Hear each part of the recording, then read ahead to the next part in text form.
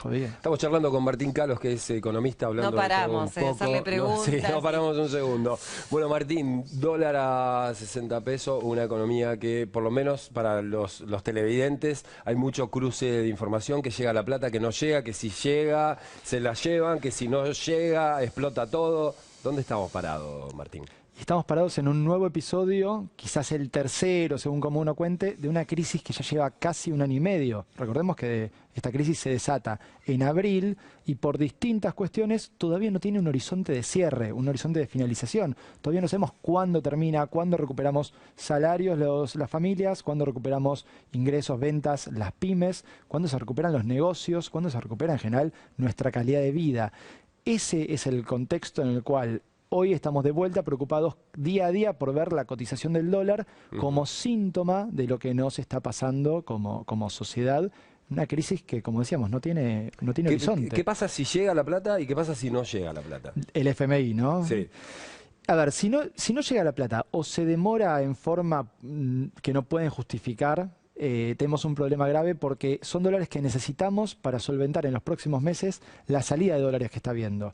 Tenés los dólares de las reservas del Banco Central, pero necesitas un refuerzo. Cuando decís salida de dólares estás hablando de pequeños y grandes ahorristas que sacan el dinero de los bancos y que se la llevan ¿dónde? ¿Al exterior? Tenés de todo. A ver, cuando decimos que salen del sistema financiero, puede haber gente que esté yendo a buscar los pocos dólares o los muchos dólares que puede tener ahorrado y los puede poner abajo del colchón, los puede poner en una caja de seguridad. ¿Eso también mueve la economía? Ese goteo que tenés, Sí. que ya no es de a una gota por vez, sino de a dos, tres gotitas por vez que estamos teniendo estos días, es un goteo que te va desangrando en la cantidad de reservas que tiene el Banco Central. Porque los depósitos que hay en plazos fijos, en cuentas en dólares en general, la mitad de eso casi cuenta como reserva del Banco Central porque los bancos están obligados a dárselos al central para que los cuide.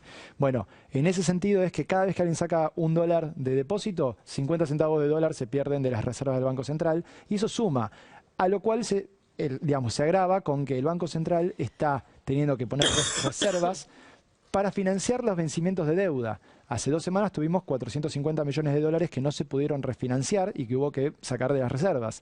Cada vencimiento de deuda en dólares que tiene el Tesoro, o sea, el Ministerio de Hacienda en definitiva, el Poder Ejecutivo de la Nación, el gobierno, cada vencimiento de deuda que tiene en dólares hoy está saliendo de las reservas al menos en una magnitud. Lo que se necesita también ahí es que el gobierno logre refinanciar un poco más. O sea, Que eso es lo que se les está pidiendo. Claro, de eso vamos a tener datos Reformular hoy. el acuerdo. Ayer y hoy tuvo un vencimiento, está sacando una nueva licitación de letras del Tesoro, de deuda, que viene a intentar salvar que en 3 días tiene que pagar 1.600 millones de dólares y necesita que se los vuelvan a prestar. Esto pasa siempre, es habitual. El riesgo de estos días es que no está pudiendo refinanciar a la tasa que el gobierno necesita y entonces está teniendo que poner reservas. Y por eso la caída de reservas. Salen depósitos del sistema bancario que se pueden ir afuera, se pueden quedar en una caja de seguridad, no importa, pero no están disponibles para que el sistema financiero los use. Y salen dólares de las reservas también porque tienen que usarlos para pagar deuda.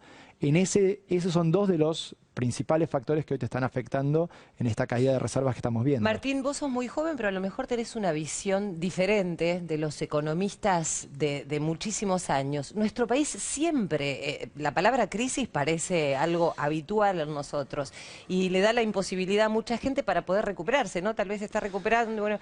¿Cuál te crees que es el origen y la solución? Seguramente sería muy extenso, pero para explicarle a quien nos está mirando algo que pueda entender con mucha más claridad. Mira, yo creo que efectivamente tenemos crisis recurrentes por 2 o 3 motivos, pero uno central es nuestra estructura productiva. De alguna manera nunca supimos potenciarla. Tenemos capacidad para hacer un montón de cosas, pero nos quedamos con lo que ya hacemos bien y no estamos pudiendo salir a exportar, a venderle al mundo un montón de cosas que podríamos hacer bien o que quizás hacemos bien en nichos chicos y que hay que desarrollar.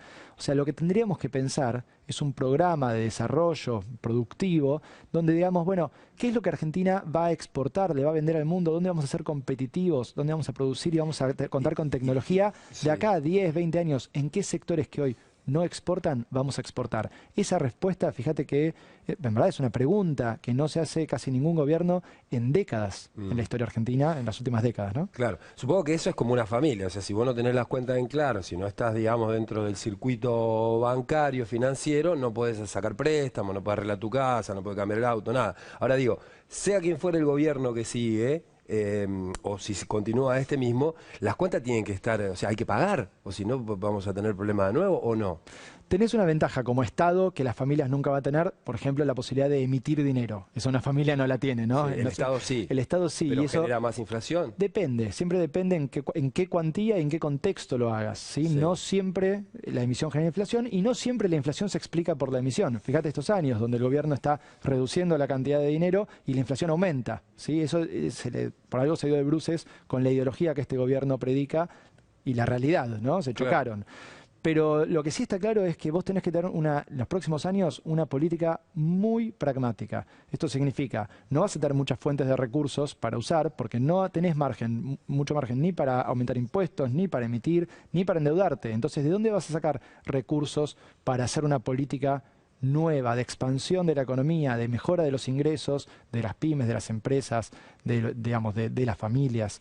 ¿Cómo vas a hacer eso? Bueno, va a ser muy difícil. Los próximos años, independientemente de quién gane en octubre las elecciones, son años donde va a haber muchas limitaciones a lo que se puede hacer, mucha limitación a los recursos que tengas para crecer, lamentablemente. Entonces, me parece que lo más importante ahí es sentar bases sólidas, ¿sí?, para que en los siguientes años se pueda empezar a crecer y no caigamos todo el tiempo en estas interrupciones, en estas crisis continuas que como sociedad nos sacuden tanto, ¿no? Martín, gracias por haber venido. Un placer. Gracias por la invitación. Por favor, hacemos una pausa aquí en Televisión Pública y regresamos.